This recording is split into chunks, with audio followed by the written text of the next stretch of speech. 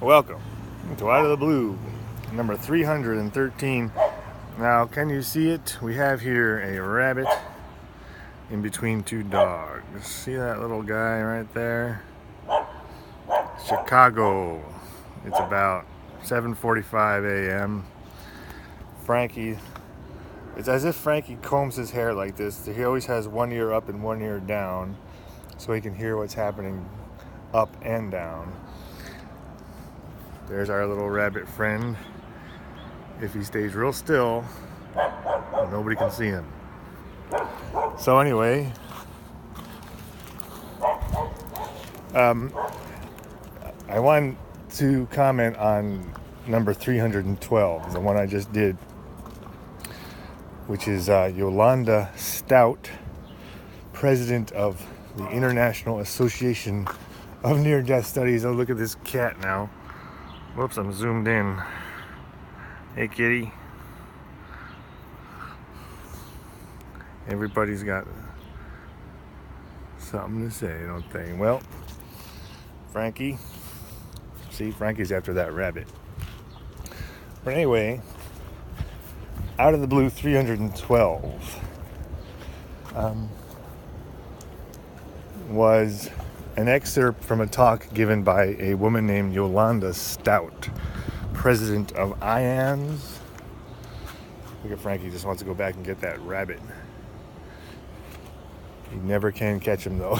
Even off the leash, he couldn't catch him because they can maneuver so fast. Frankie's top speed would be faster than their top speed. But, okay, look. So now I'm letting the dog walk me. I'm trying to go back, but he has to go and see this rabbit. Anyway, so Yolanda Stout. And that was my introduction to Yolanda Stout. I had never heard of her before. But I posted that because it is typical of the type of thing you see in this subject of near-death studies. Rabbit is gone now.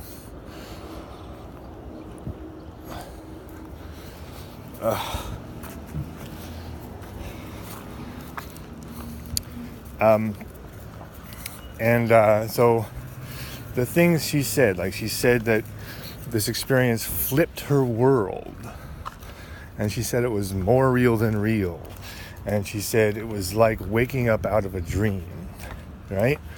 And those general ideas you see in this near-death study world.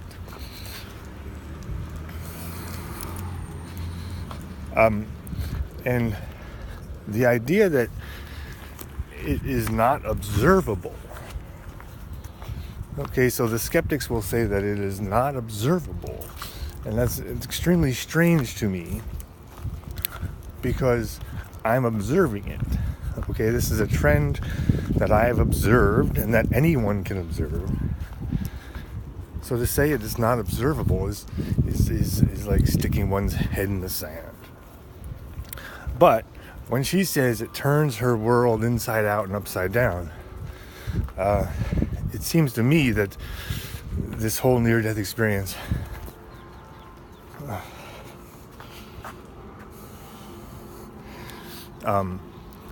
is turning our world inside out and upside down. Not because, as I've said before, not because it proves heaven, not because it proves an afterlife. Those, heaven and afterlife, are essentially beliefs. Because what they are talking about is what happens after we're dead. And so what I'm saying, and what it is to speak Neo-Swedenborgianistically, is that I'm saying that this is pointing at a new chapter of life. The chapter of life is not new, but our ability to examine it is new. So there's this chapter in life which objectively takes about 30 seconds. So this is the last 30 seconds of your life. objectively, which is to say the clock on the wall is only ticking 30 seconds. But subjectively, which is how we actually live, it lasts an indeterminate amount of time, possibly even dozens of years. Okay, so we have now this last chapter in life, an experience which causes us to reevaluate everything we've ever known, everything we've ever done, everything we've ever thought. And that could last 30 or 40 years. And this last chapter, this subjective piece of time, can now be examined and is being examined. The International Association of Near-Death Studies has been around for a long time, and they're looking at this phenomenon. And so, nowhere am I saying that it proves life after death. What I'm saying is that we are seeing in detail this final chapter that sometimes happens. It doesn't have to happen all the time for it to be examinable.